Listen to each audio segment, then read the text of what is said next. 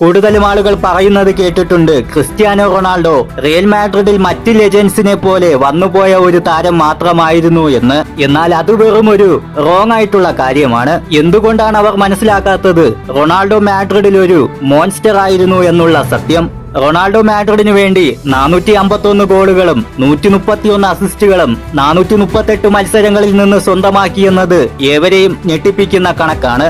എംബാപ്പയുടെ peak സീസണിൽ Mbappe നേടിയത് 42 ഗോളുകളാണ്. Theory ഹെൻറിയുടെ എക്കാലത്തെയും ബെസ്റ്റ് സീസണിൽ നേടിയത് 39 ഗോളുകളാണ്. റൊണാൾഡോ നസാരിയുടെ ബെസ്റ്റ് സീസൺ 43 ഗോളുകളാണ്. ബാലൻഡോർ നോമിനീസ് ആയ ബെല്ലിംഗ്ഹാമും വിനീഷ്യസ് ജൂനിയറും ഒരുമിച്ച് സീസണിൽ സ്വന്തമാക്കിയത് 49 ഗോളുകളായിരുന്നു. എന്നാൽ ക്രിസ്ത്യാനോ റൊണാൾഡോ 2009-10 സീസണിൽ മാത്രം നേടിയത് 43 ഗോളുകളും 17 അസിസ്റ്റുകളുമാണ്. നിങ്ങൾക്കിത് വിശ്വസിക്കാനാകുമോ? ഇതായിരുന്നു റൊണാൾഡോയുടെ മാഡ്രിഡിലെ എക്കാലത്തെയും മോശം സീസൺ. നിങ്ങൾക്ക് റൊണാൾഡോയെ ഇഷ്ടമില്ല എന്ന് തന്നെ ഇരിക്കട്ടെ, എന്നാൽ റൊണാൾഡോ മാഡ്രിഡിലെ ഗോട്ടാണെന്ന് നിങ്ങൾക്ക് തോന്നുന്നുണ്ടെങ്കിൽ വീഡിയോ ഒന്ന് ലൈക്ക് അടിക്കുക ഗൈസ്.